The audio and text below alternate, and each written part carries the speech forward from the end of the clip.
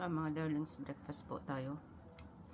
Ito lang po ang aking breakfast. So, may 2 cookies po dito with coffee. So, yung taste niya, guys, hindi naman siya totally sweet kasi parang may mga halo-halo siya. May sesame seeds din.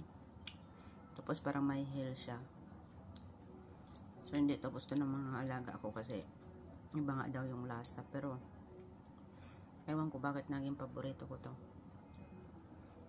Masarap naman kasi siya. Ayan, with coffee.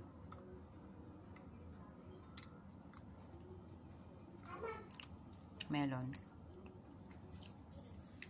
Yung inab namin. Hindi na nalagay sa ref. Puno.